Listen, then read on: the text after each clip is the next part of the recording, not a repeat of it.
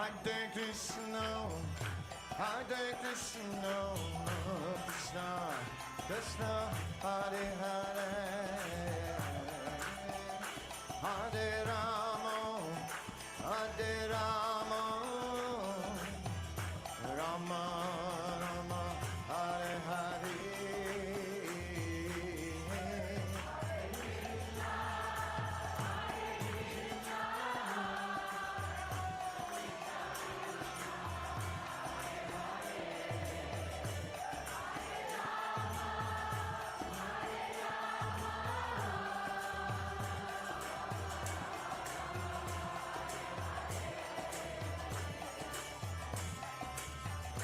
Hare Krishna,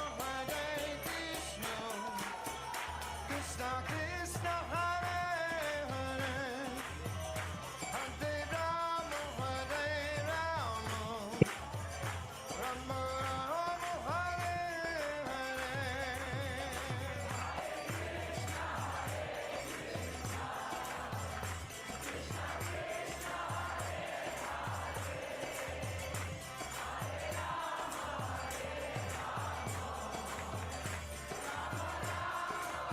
Hare Krishna, Krishna Krishna, Hare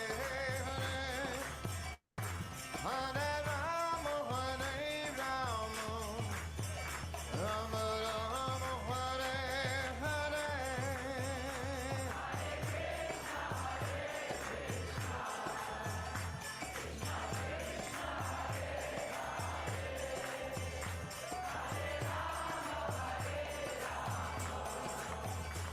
Hare Hare. Hare Krishna,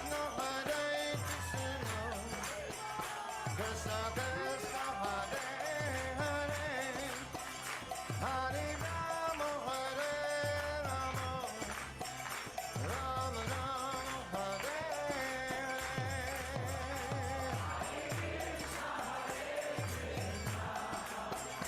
Hare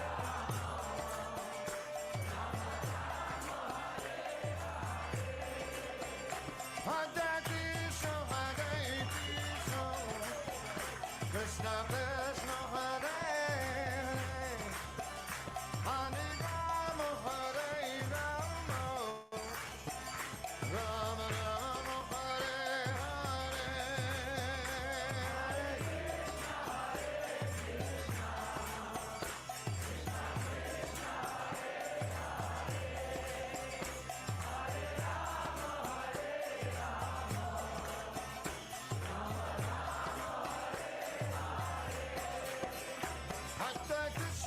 Hare Hare Krishna, Krishna Krishna, Hare Hare, Hare Rama, Rama Rama, Hare Hare.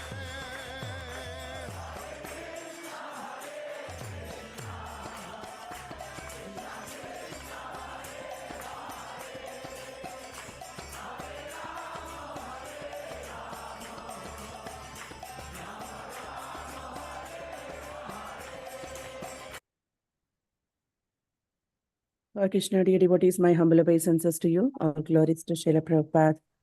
Thank you all for joining His Holiness Candramauli Swami Maharaj's daily class. Today we are continuing with our Srimad Bhagavatam study of first canto, 18th chapter, and today's verse is 34. And we are very happy to have Maharaj today on the call. Hare Krishna Maharaj, my humble obeisances to you. All glories to Srila Prabhupada. Thank you so much for your time and association for all of us. You can please take over, Maharaj. Hare Krishna, whenever you are ready. I did number 33 on Wednesday. Yes, Maharaj. And then Thursday we did Harrisburg. Who did Yes. Nobody did 34 yesterday? No, good Maharaj. Yesterday, on Satyabhama Mataji, she played Srila Prabhupada lecture from 8th chapter. Oh, okay. Should try to keep doing the classes. I don't know Yes, Maharaj. Yeah, she didn't get time to prepare for the class. So Okay. All right. Om Namo Bhagavate Vasudevaya. Om Namo Bhagavate Vasudevaya. Om Namo Bhagavate Vasudevaya. Brahmana Shatrabandhuhi. Priyapala Nirupitaha Sakatam Grihe Dvasta Savadam Bhoktam Arhati.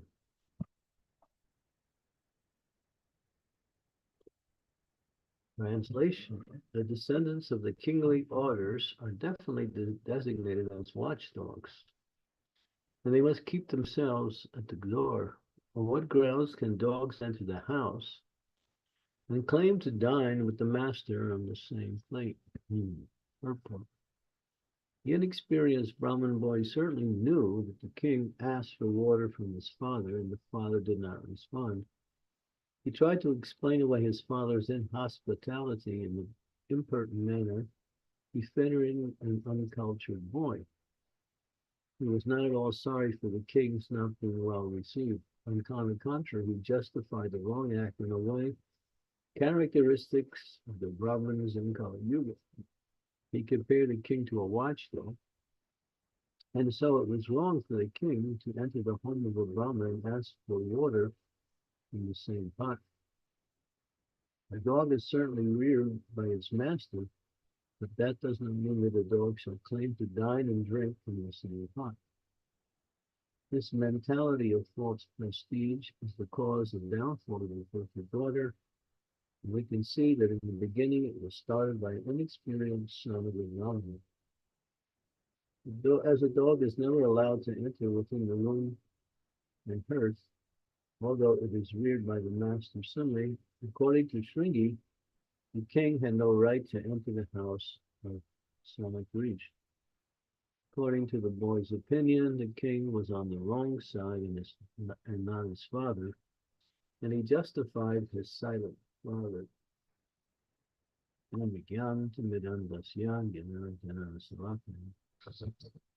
Akshun Malitam Yena Tasmai Shri Gurave Namaha. Namo Om Vishnu Padaya Krishna Prasthaya Bhutaya Shri Bhakti Vedanta Swami Namane. Namaste Saraswati Deve Gauravani Pracharine. Nirvisesa Sunyavadi Pastyatya De Satarine. Anshakalpa Bhriksha Pipa Sindhu Bacha. Patitanam Pamnebhyo Vaishnavebhyo Namaho Namaha. Jai Shri Krishna Chaitanya Prabhu Nityananda Shri Advaita Gadadhar Srivasadi Gaur Bhaktivinoda Hare Krishna Krishna Krishna Hare Hare Hare Rama Hare Rama.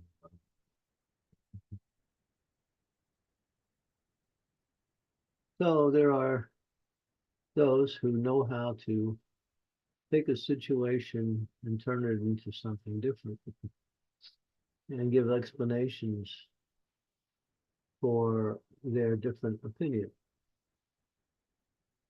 A situation where there is contention or some complications, some unclarity of motivations, some uncertainty of the actual way things played out. You see, people become argumentative in this age because they have their own understanding of the situation. One person sees the situation in one way, another person sees the same situation in another way. And both justify their particular angle of vision as being the correct one. We find that this goes on in Kali Yuga, and therefore there's so many misunderstandings, wrong accusations, and just ignorance. That's why sometimes it says, the two people who are involved with a particular situation cannot really give a clear understanding of what is the fundamental and the real understanding of what happened or the motivation behind it. Life and different angles of vision complicate the smallest things that can turn it into something very big. I'll give you an example.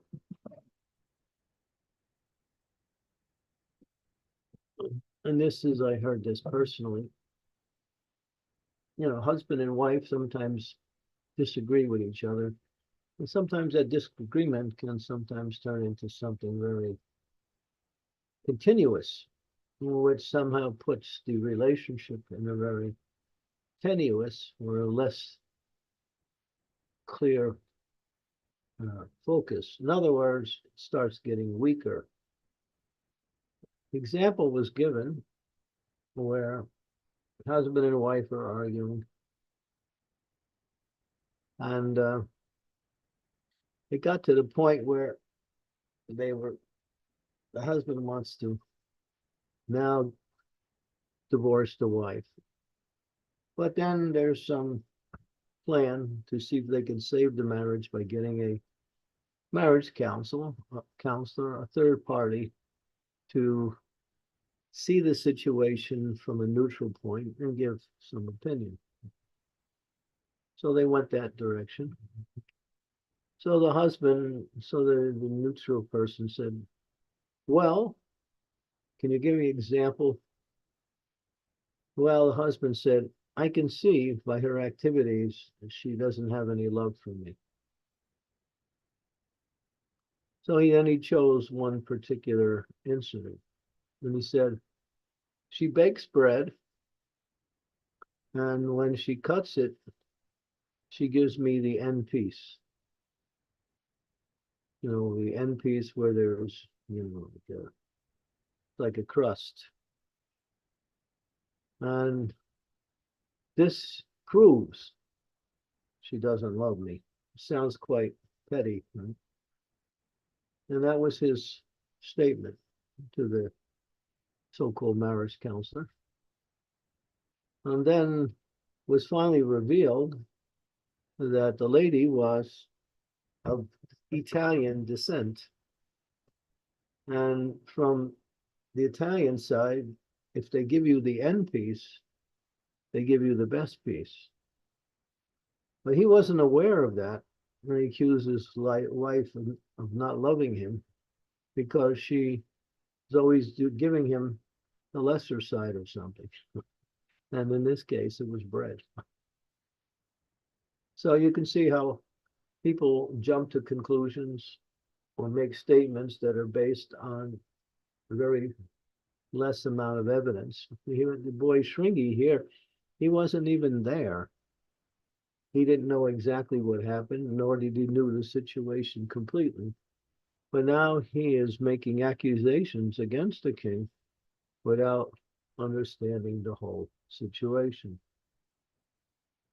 There is a thing called judging before understanding, or misunderstanding without proper information. People do that all the time. We accuse others of something based on what we hear from a third person, or we see a situation, we make a value judgment based on that.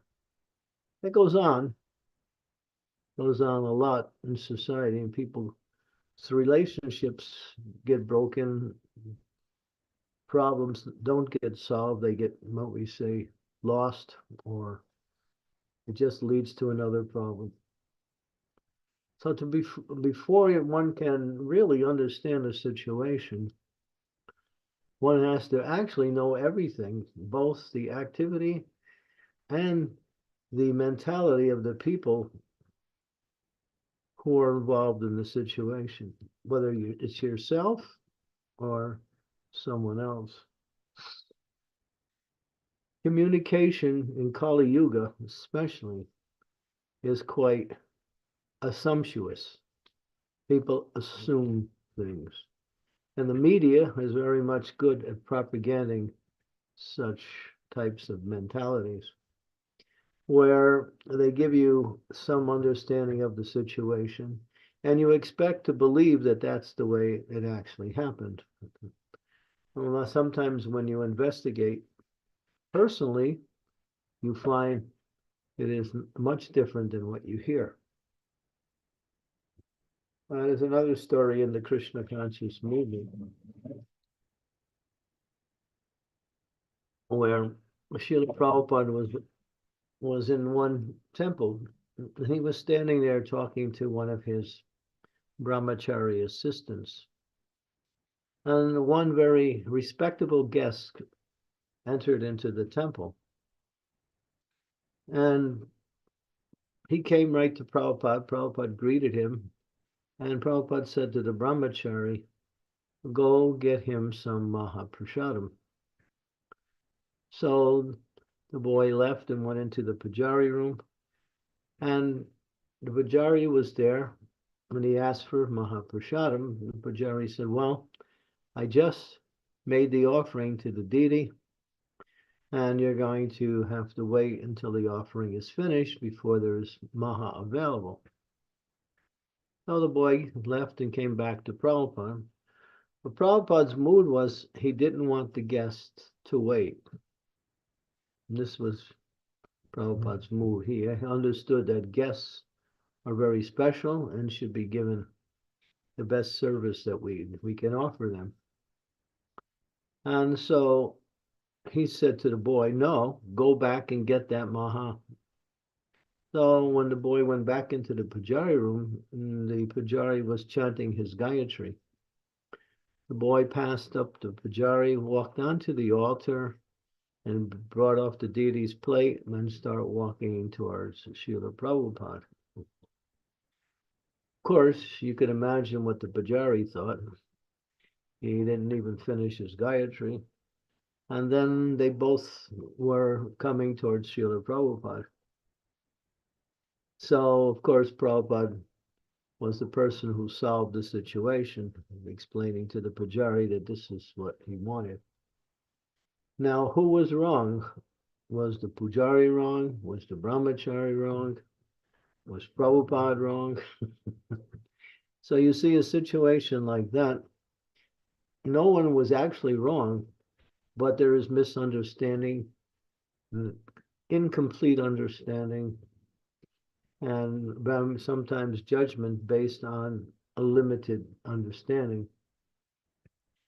Same thing what happened in the Ramayana when Sugriva and Bali went to chase one particular demon. The demon ran into the hole, and Bali, being more powerful than Sugriva, and he was the king at that time, chased the demon. He told Sugriva, you wait outside just in case that there might be more demons coming.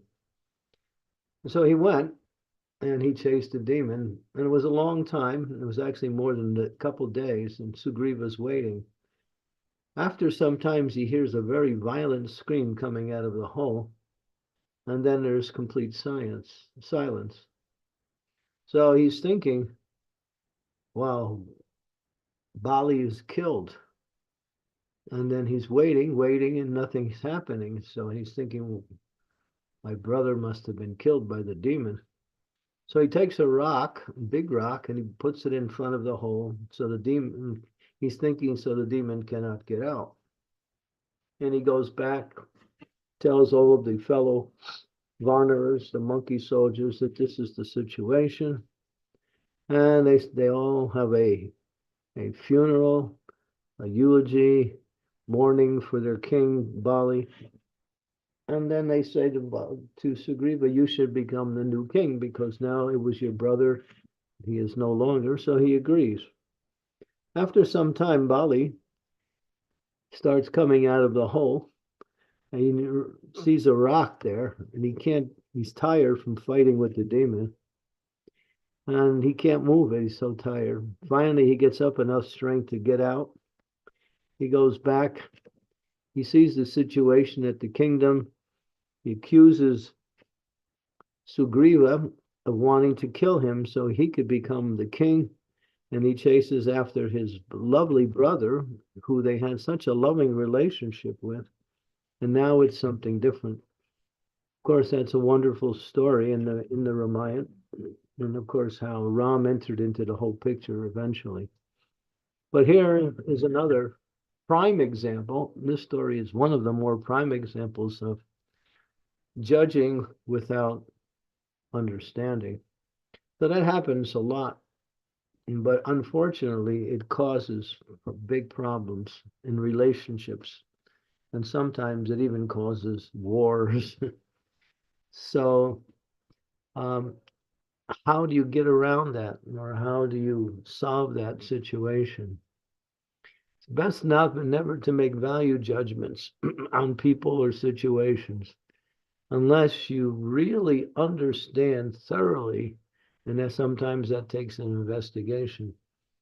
Therefore, when people talk about other people, how bad they are, sometimes they're giving their own opinion about another person, and they want to share that same opinion with you, so they can support their opinion by bringing you into their understanding. These are one of the breakdowns in relationships that happen, we might say, a lot, especially in Kali Yuga, where communications are very much impaired simply by the atmosphere of Kali Yuga. But here we have a prime example of that. The boy, he doesn't know the whole situation. He's assuming that his father was, okay. And he's assuming that everything that went wrong was due to the king. But then again, judging without understanding. So the solution is don't judge, try to understand, and hold judgment until everything is understood. And of course, sometimes we find ourselves being in a situation where we're somehow or other placed as a judgmental person by others or situations. Try to avoid that.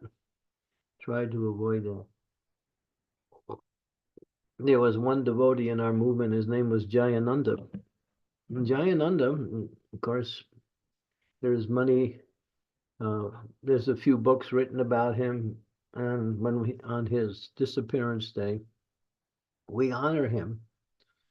Actually, his disappearance day is always the day before Lord Nrsingadev's appearance day, which is coming up in a couple days. Jayananda was such a person that he was always engaged in devotional service. He was always doing something. This was the old days when the movement was very young, was in the late 60s. And he was always engaged in devotional service. And he was always trying to help others become Krishna conscious. And one of the things that you could understand about Jayananda, if devotees were talking negative about anybody, he would immediately walk away. Without even saying anything, he just turned away. He would never like to hear any criticism of anyone. We also find that in Gopal Bhatta Goswami, one of the great Goswamis of Vrindavan. He would never listen to a criticism of others. And there are many others who are also like that. Because as soon as you do, you find yourself being implicated in a wrong mentality, or even if it's right, it's not important. So people like to share their own negativity with you so they say, what do they say? Misery loves company, or get support for how you feel by others, and that makes you feel better about how you feel. These are subtle points, but regular points that happen. And the age is so bad that lying, cheating, nepotism, and various types of bad qualities, enmity, envy, and so many things are so much floating in the atmosphere of this age that even good people who are intentions are always good, sometimes become involved in the wrong thing. We have the story in the Chaitanya Charitamrita where there was a very great personality. His name was Vallabhacharya. He also did a commentary on the Srimad Bhagavatam, which is still accepted today. But he studied Bhagavatam, and then he came to Sri Chaitanya Mahaprabhu, and he said to Sri Chaitanya Mahaprabhu, I have written a commentary on Bhagavatam that surpasses Sridhar Swami's commentary. Now, Sridhar Swami is the original commentator on Bhagavatam. He is accepted as the authority. And so when Lord Chaitanya heard Vallabhacharya presenting himself as better than or more intelligent than Sridhar Swami, the Lord said to him, one who does not accept the Swami is a prostitute. And the word Swami also means husband. It's another meaning for the word Swami, means husband. And so what Lord Chaitanya was saying, one who doesn't, if the wife does not accept the husband, she's a prostitute. So he wouldn't listen to Vallabhacharya. Vallabhacharya used to go away and come back with some other things. He would say to Lord Chaitanya, I have compiled a whole list of names of Lord Krishna. And Lord Chaitanya was said, I only know two names, Yasomati Nandana and Shyamasundar. That's all I know. So he wouldn't give Vallabhacharya a chance to, what we say, use his intelligence in a prideful way. Although he was a great soul, he had this element of pride, and Lord Chaitanya wanted to destroy that element of pride. One time he said to Lord Chaitanya, it says in the scriptures that the wife should not speak the husband's name in public. So now we are chanting the holy name of Krishna. We are breaking that principle. And then Lord Chaitanya said, yes, that's true, but if the husband tells the wife to speak his name, then she must follow. So in every way, he couldn't get anywhere with Lord Chaitanya because Lord Chaitanya wanted to destroy his pride, because pride goes before the fall. This Brahmin boy here was so proud that he was a Brahmin, and he also had Brahmatejas, he had some power, and so he misused in a prideful way his position, which ultimately, as is explained here, he was criticizing a king and putting him on the same level as a dog, when Maharaj Parikshit was actually a great devotee of the Lord, and he ruled the world from that position as a devotee of the Supreme Personality of Godhead. So he relegated the king to such a menial and, what we say, critical position that it became something else. So we see, yeah. So there's the story with Vallabhacharya goes on where he couldn't get anywhere with Lord Chaitanya, so he tried with Gadadhar Pandit. He tried with all of the followers of Lord Chaitanya. They wouldn't listen to him either because they knew Lord Chaitanya's attitude. But he went to Gadadhar Pandit, and Gadadhar Pandit, his nature is that he's very mild. He's very simple. He is, you meet people like that. They're very simple, very mild. They seem to be almost naive, but they're not naive. It's just their simplicity.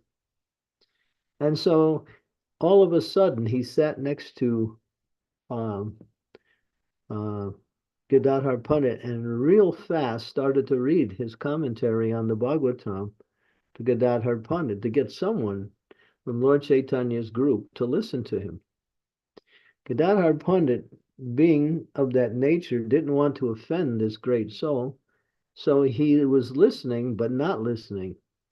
While he was apparently listening, he was praying to Lord Chaitanya, "Oh, my dear Lord, I don't want to listen to this person, but he's such a great soul.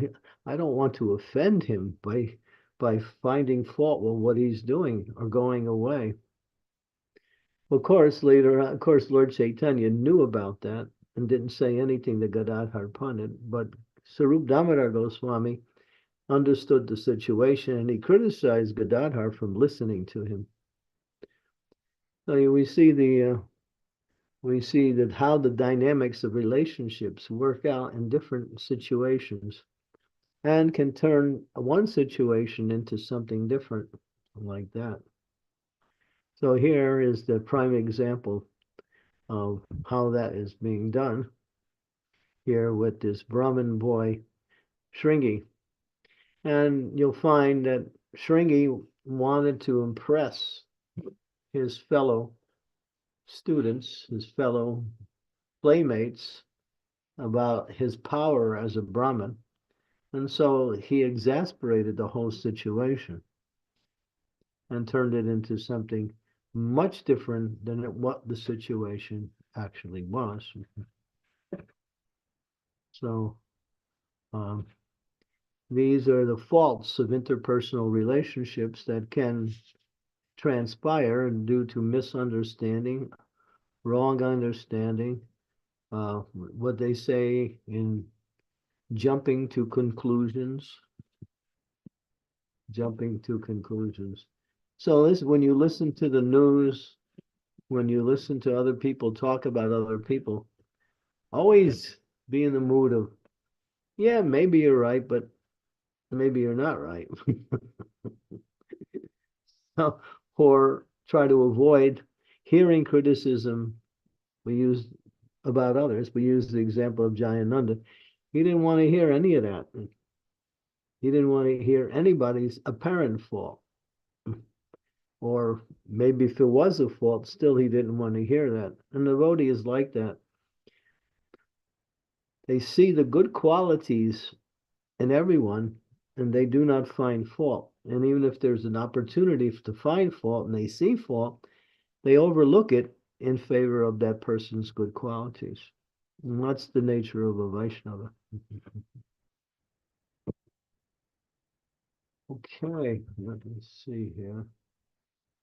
Okay, we can stop there. I guess it's pretty much, we summarized pretty much the mentality of those who, without clear or complete information, or those who are inclined in a certain direction, will say things about situations or persons that actually are not correct or incomplete, and leave that as the understanding. And that's there, especially in Kali Yuga. It happens a lot. Okay. Thank you, Maharaj. Thank you so much. Such a wonderful concept of communication. And you covered so many different angles of it. Thank you so much for this class.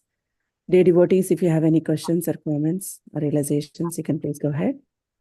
Sridevi Mataji, please go ahead. Thank you. Dear Guru Maharaj, please accept my most humble obeisances. All glories to Prabhupada.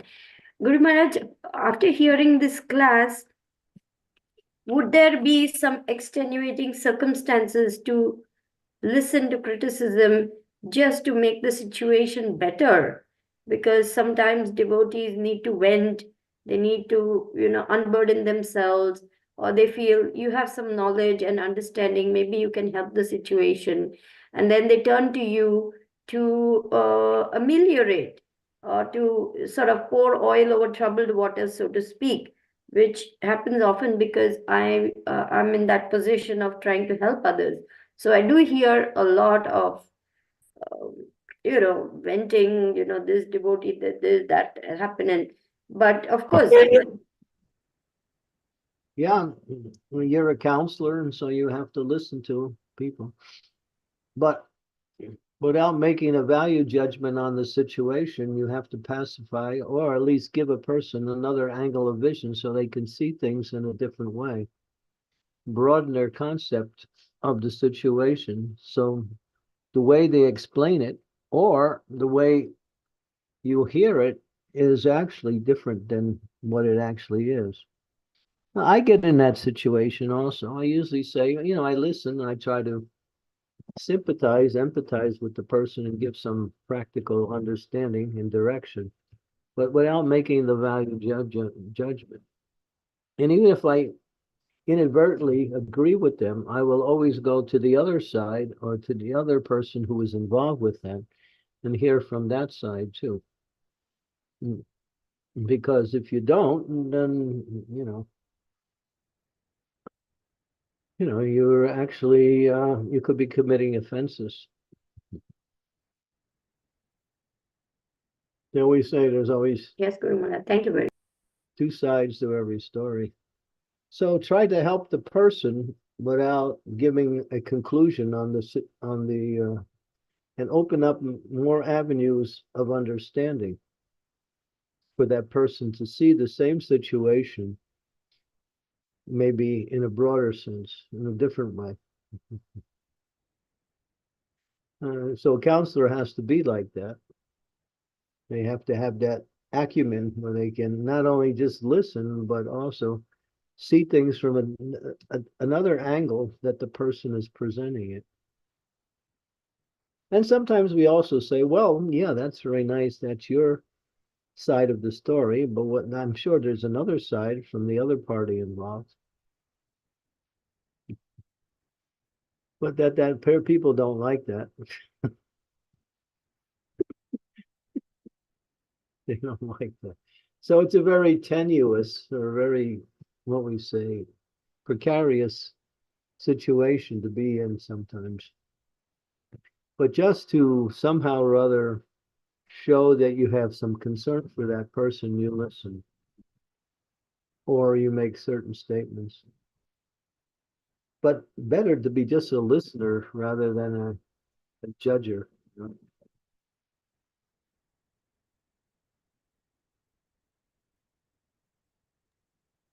A lot of times people solve their own problems when they speak their problems to someone else. And that becomes the solution rather than giving something as a solution.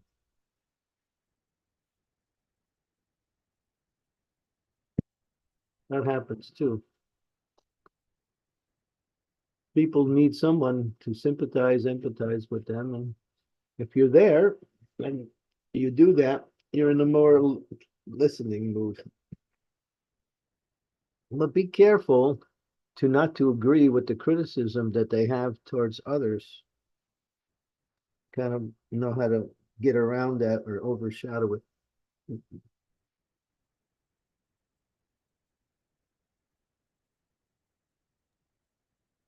Thank you, Maharaj. Thank you so much. The whole battle of Kurukshetra was based on a wrong understanding. But the wrong understanding ultimately was solved simply by the presence of Krishna. Otherwise, it was unsolvable.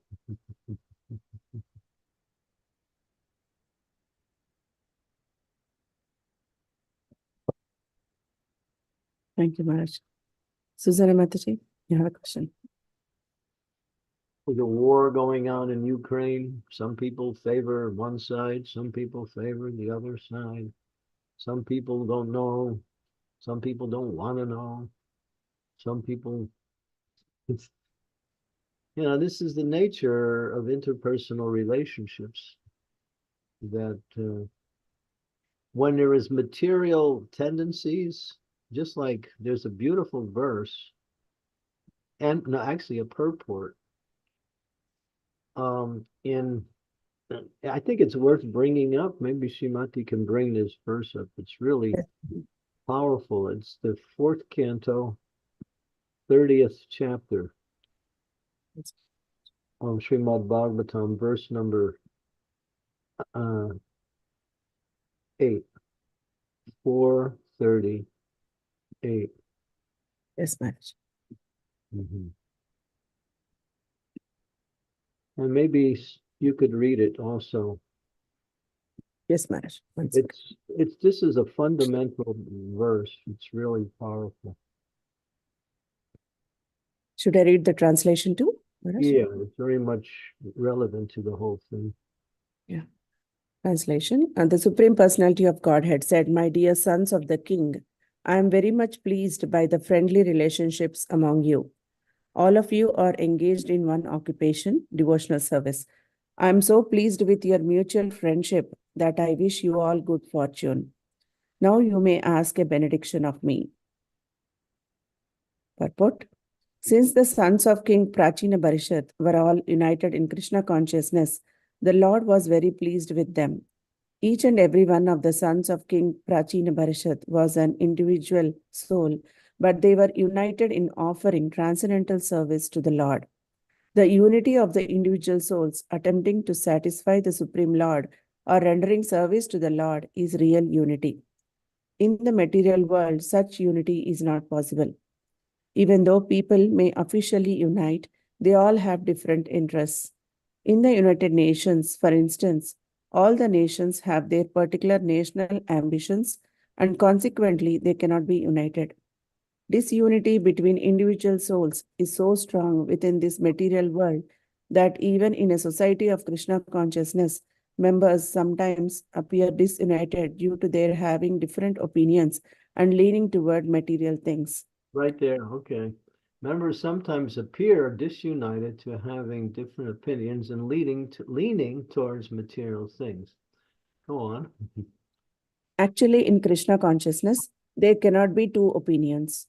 There is only one goal, to serve Krishna to one's best ability. If there is some disagreement over service, such disagreement is to be taken as spiritual. Those who are actually engaged in the service of the Supreme Personality of Godhead cannot be disunited in any circumstance. This makes the Supreme Personality of Godhead very happy and willing to award all kinds of benediction to his devotees, as indicated in this verse. We can see that the Lord is immediately prepared to award all benedictions to the sons of King Prachina Barishat. So as long as devotional service is going on, even if there's a difference of opinion, still they're united because the goal is to serve the Lord. And the differences of opinion sometimes cause disunity because of different opinions towards the same thing and leaning towards material things. So what Prabhupada is saying is that these things can appear, but they're not causes for disunity. They appear to be reasons for disunity or differences or factualization, but actually they're not, because there is one goal, to serve Krishna to one's best ability. Does it need further explanation? I think it's pretty clear of what this is being said here. Yeah. Sridevi Mataji, That's does this? very powerful purport. Yeah. Yes, Bharat. Thank you. Thank you so much. Sujana Mataji, please go ahead. Hare Krishna, Guru Maharaj, Hare Krishna devotees, please accept my humble obeisance. All glories to Srila Prabhupada and you. And this verse actually fully cleared up. What I wanted to ask was, in a relationship, if someone tries to manipulate the other partner into something that is far from Krishna consciousness, but we are aware of that, somehow weak enough to how to say, go along with it, think forward. I mean, to a longer effect of that, whatever. step and end up falling down again and again, but manage to convince the other person to continue and try to focus on serving, even if it's in one home and it's not in the temple. Can one be so strong enough to support the other partner, or if it's not based on a temple and we are not among devotees, actually it's impossible for me, and I close this down. You're bringing me because into a situation. You want me to give your opinion. Sorry, Maharaj, it's a long story and I don't want to keep up everyone's time with this, but and of course yours in Nishingadev shelter actually, so it's difficult to speak about this, but I need your shelter now very much. Don't carry on and try to speak about it because it's too complicated, and I'm not in a position to make any statement one way or the other. Because as we explained, how much do I know from what you say? Therefore, a third party who knows both of the people involved and discussed it from that point of view can bring about some clarity of the situation. That's why actually there is a third person. That's why they have counselors, There are people who do that as a service, they counsel, but they're expert in bringing out the things that are not brought out in the initial interaction. And that's what counselors do. They can see the hidden motivations, or they can see the intentions, and they can explore different areas to bring more and more information to the forefront, where it becomes more clear what is the actual solution. Well, most of the time when these things happen, people just break. They break the relationship or they go away.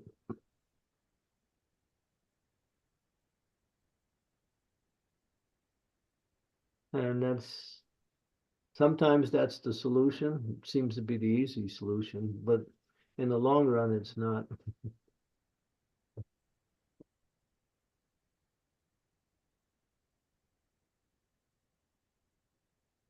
Yes, of course, because we need to look at our own personality, why we react to things like this or that. But in my case, it's really, I would say, the position is not, so we don't have a counselor who knows both of us, and that this is the problem, actually. And I don't want to. You have to get one. Yeah. If you want to solve it, or you can come up with some temporary solutions. But I don't think we should get into personal problems right now because it's inconsequential. Yeah, there ain't. Yeah, but I just give you the formula: on-site, third person, knows both of you, qualified, has a record of doing such service for others. All of these are prerequisites for getting a clearer and more, what we say, amiable outcome, or at least an outcome that is based on all of the facts and not just one-sided. Yes, definitely. Mm-hmm. Okay, any other? Thank you, and sir, devotees, for disturbing the class, please. Thank you, Donna. That was okay. You're just showing us what we shouldn't be doing. Thank you. Hare Krishna. Okay.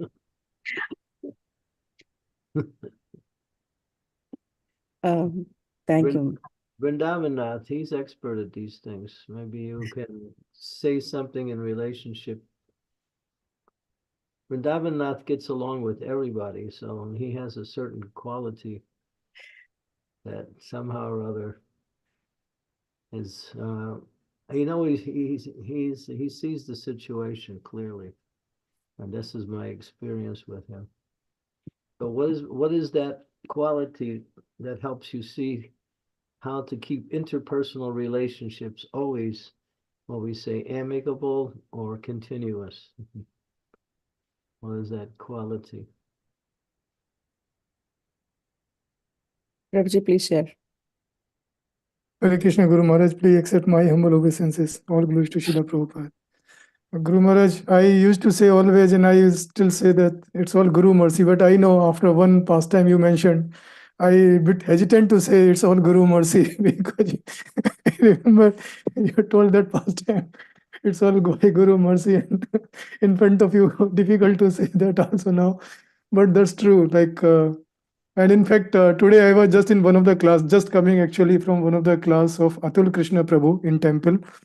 And he was saying one thing that when we pray to parampara before starting any class, it's not just like a formality or a process, but many times devotee feels when speaker is talking, being asked any question, and sometimes speaker even does not know any clue about that question. But by the time question is finished, majority of the time speaker can answer that question, and that's just purely because of blessings and mercy of that parampara, Guru parampara. So I'm just thinking, Guru Maharaj, it's all empowerment. Well, we might, to use a very simple statement, Krishna knows everything, and he knows how everything can be, what we say, used to bring about a solution. So those who stay in contact with Krishna through the process of bhakti also can get that intelligence and use it to deal with situations, questions, complications.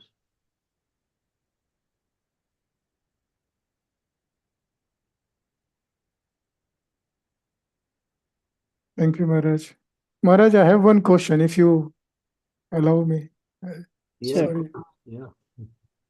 Thank you. So, Maharaj, you mentioned about Prabhupada. I know, it's very specific pastime which you mentioned, that he asked devotee to provide the prasadam, even it was not fully offered, to honor that special guest. But in normal circumstances, of course, like it's a special, but in normal circumstances, I have heard like similar kind of situations where very senior, in fact, Maharaj came and he was looking for that, and it was mentioned that no, unless completely prasadam is properly offered, it cannot even not even 1 minute less. So how to understand this, Guru Maharaj? Well, I think there's an assumption on your part. Krishna can eat in 1 second, or even less. So the soon as the offering goes on the altar, we give Krishna a certain time because we think he needs it. And so we have, this is called the principles of deity worship. We treat Krishna as an ordinary person. And we give him time to eat. But he doesn't need any time. He can eat it even before you give it to him. So a transcendental person like Srila Prabhupada, I don't think Prabhupada was, what we say, given the information that, oh yeah, he was. Yes, the Pujari said, yeah, the Brahmachari said, it's on the altar, we have to wait. And Prabhupada said, no, go get it now. So he was using that principle that, it's already offered.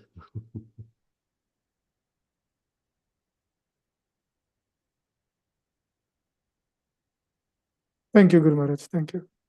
There's a side example. I don't know how relevant this is, but there is just like if you're making up the plates for an offering, and you have a certain number of items that you intend to put on the plate, and you forget to put one of them on, and then you make the offering.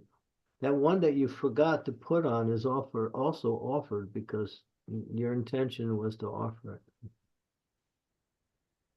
That's a principle of how we do deity worship also. Although you forgot to put it on the plate, your intention was to put it on the plate, and therefore it was just as good as the other items on the plate. It was offered also.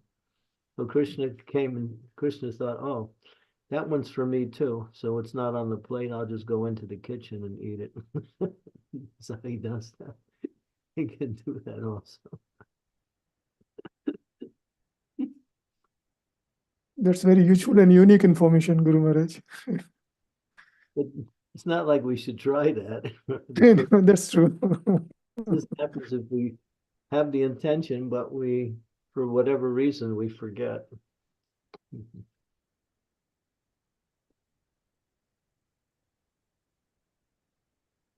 Thank you, Guru Maharaj. Thank you. Hare Maharaj. Krishna. Sakshi Mataji, before going to you, I just want to read out a chat question.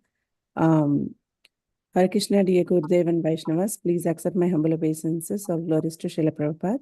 What is the best thing to do when we get into complicated situations as we don't see the whole picture for ourselves?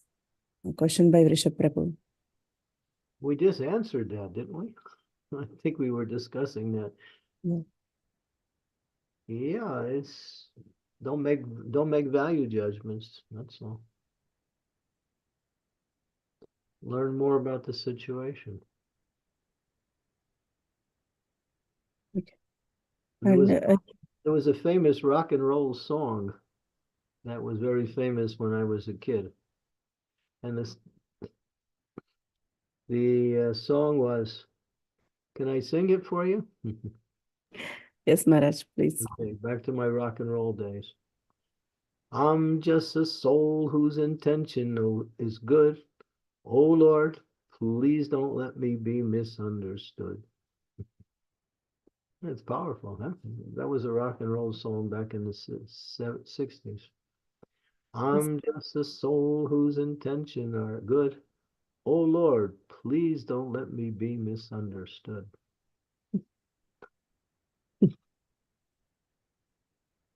It's kind of a prayer daily. Prayer, yeah. That was in those days, a lot of the songs were really reaching out for something more, something better.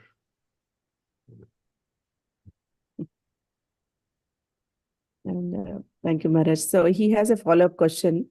How can we be sure that we are on the same goal of service to Krishna and we disagree, and when we have subtle or gross selfish desire, and that is why we fight, even if externally it is about service to Krishna? Wondering if there is a simple, clear way to distinguish the two. Yeah, respectfully disagree based on that both of you are trying to serve and both of you have different opinions on how to serve. So Prabhupada commented on that. He said, your way of serving may be 90% good, and my way will be 80% good. And if we fight, then it's lost. He said, somehow settle on either one of the two. So in other words, you see from this verse that we pointed out, the cooperation is even more important than the activity.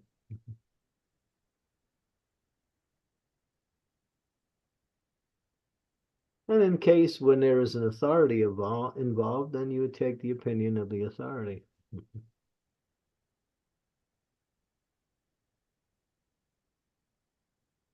Okay. Rishabh Prabhu, is it okay? Thank you, Maharaj. Yes, Sakshi Mataji, you can go ahead, please. Hare Krishna Maharaj, please accept my humble obeisances, all glories to Srila Prabhupada. So thank you so much Maharaj for today's class, because this was very needed. As I have been into a situation where I ended up judging a very senior devotee, because I heard ill about that devotee from some other devotee. So I made a perception that, yes, that devotee is like that and something really bad about that devotee. But when I realized that I did something wrong, then I went to that devotee. So I ended up knowing that it wasn't that which I was thinking. So that happened.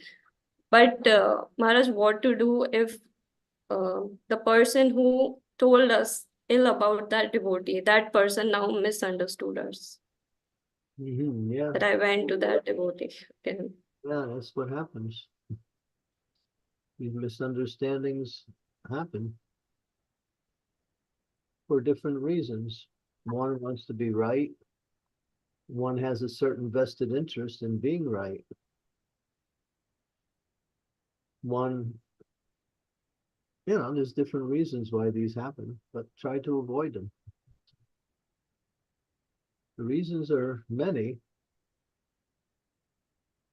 but when you became aware, then you apologized to the person, or you actually drop what you heard as being the thing that was true, which it wasn't true.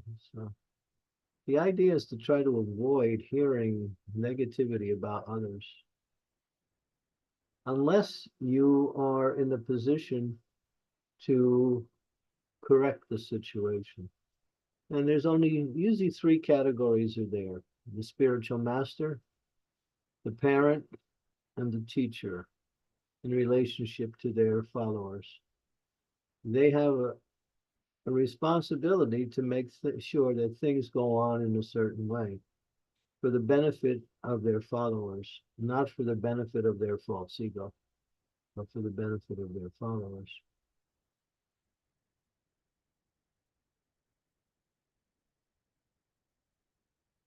And Maharaj, how important it is to take stand for ourselves if others misunderstood us, because it is really painful being misunderstood. So should we think like Krishna knows what is the reality? So should we better not clarify Well, ourselves, or you we can be should take stand? you can be like Srivas Thakur if you want. When Srivas Thakur, there was one person whose name was Gopal Chapala. Yeah, Gopal Chapala. Yeah. And he was envious of Srivas Thakur.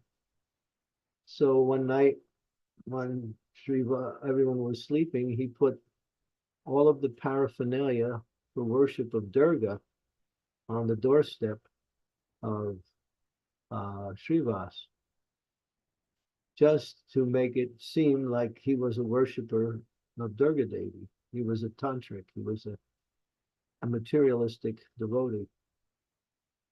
And when Srivas came out of the house, he saw the paraphernalia and he called all of the people in the area. He said, "Now you know what I'm like." But Lord Chaitanya didn't like that at all. And Gopal Chapala, because he committed an offense to Srivas, Srivas didn't defend himself. Eating, sleeping, mating, and defending are the four principles of the conditioned soul. Therefore, those who are on the higher levels of devotional service, they understand the principle of defending. So if somebody says something about them that's not true, they don't worry about it. They just go on. They're not there to try to make their reputation, unless that it affects their followers. And then they have to say something to their followers. For themselves, they don't worry about them. And Gopal Chapala, in 3 days, he came down with leprosy, and he had to leave the association of the village. He went down to the banks of the Ganga, and he had to live all alone because Lord Chaitanya was really angry at him. Oh, he was really for offending Srivas. But Srivas did nothing to try to defend himself, to ameliorate the situation. And then, of course, it's a long story, but in the long run, everything turned out nice for everyone. So you have to decide whether you want to say something or not say something. Thank you much. But I think you have to see the consequences. It says that intelligence means to see the results before the activity. Is a sign of intelligence, to be able to perceive what will be the results before you enter into an activity or you make a statement. So we have to be a little bit, we use foresight in seeing situations. What will happen if I act like this, if I don't act like that? Getting advice is always recommended. And sorry, that's his offering. Yeah. Make sure it says plates. It shouldn't be cold either. Yeah. Okay. Mars, the problem is that I ended up getting uh, uh, into a dispute with my own counselors. That's why. Hare Krishna. This is very complicated. Amrita Nam. Krishna Guru Maharaj, please accept my humble obeisances. All glories to Srila Prabhupada. A little follow-up from what Sakshi Mataji told. Can we, when such misunderstandings happen, can we leave it to time? I mean, giving time to the devotees, can that be an option? Not right away reacting and giving time. Yeah. Yeah. That is an option. I'm not saying it's a solution, but it's an option. You see, that may bring about a solution, it may not. Depends. These things are so very much complicated because there's so many factors are involved with this. But if a devotee is humble and is trying to free themselves from false accusation, false pride, like that, they don't really get so much involved in a situation. Like I said, there are people who have their duty to correct a situation because the people involved will suffer if they don't make a correction. If the disciple is acting wrongly and the spiritual master does, and he sees that and he doesn't make some effort to correct his disciple, then he's not doing his duty. The parents think, oh, let the children do anything they want, then the children may grow up in the wrong way and develop bad attitude, which can hurt them in the future. There's stories involved with that situation also. So sometimes time can favor you and sometimes time can work against you.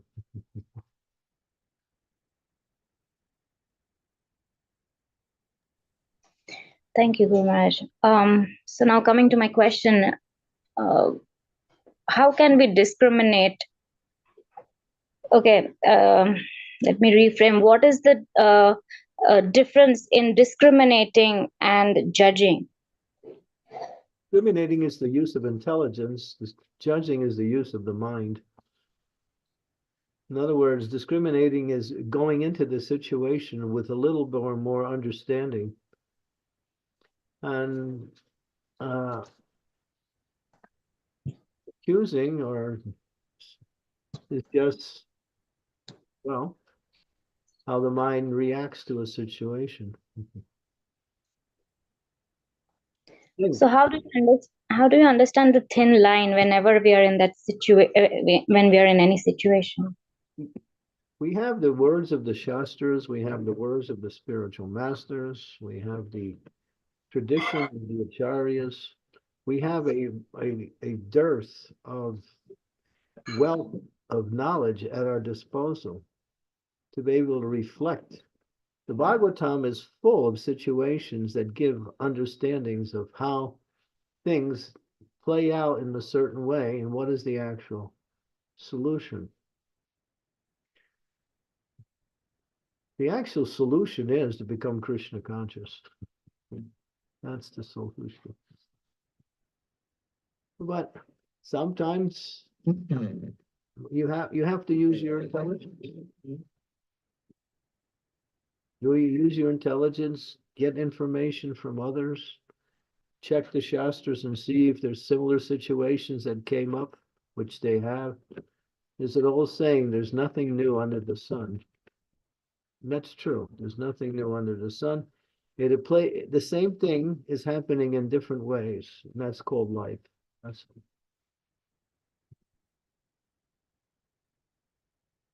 So we have all of the knowledge at our doorstep in the form of Guru, Shastra, Sadhu, personal experience.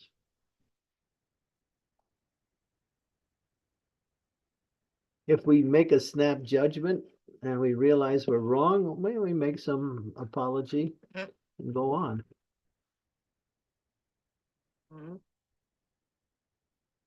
But if we're not humble, we won't make an apology. We'll stick to our understanding because we think, even if I'm wrong, still I shouldn't apologize because it's against my nature to be wrong.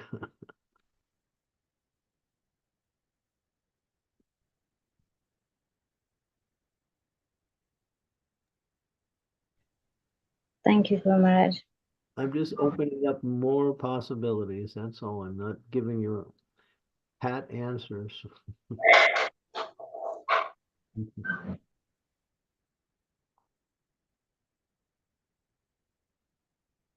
Thank you, Maharaj. Thank you, Mataji. A pat, Devotees- a pat answer will apply to a certain situation, but not all situations. When you have all of the possibilities of how to respond to it, and you survey that and think, and then you can, just like if something happens to you, the first thing you might say is, why is it happening? You don't start accusing people who are involved with making it happen. You start thinking, why? What is Krishna trying to teach me? Is he trying to correct me? Is he trying to humble me? Is he trying to give me some intelligence?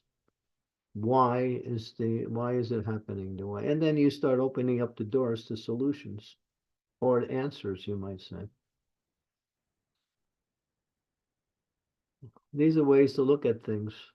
I'm not perfect in what I'm saying. I'm just giving you what I know in terms of the philosophy and the Shastra, like that.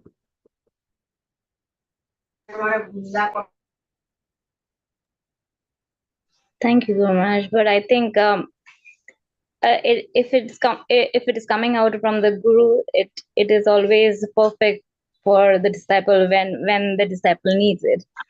So yeah, thank you. I just ask this because sometimes we want to discriminate, but we end up in judging. So many times this situation happens. That is why I asked this question. Thank you. But there were a lot of useful tips in your answer. Thank you very much. Hare Thank you. Krishna. Hare Krishna. Thank you. Maharaj, I have a question. Like, I just want to clarify. So when we are putting our point, or when you say that we are arguing with someone about services or about any particular situation, so even though we feel that our point is correct, we argue, we tell something.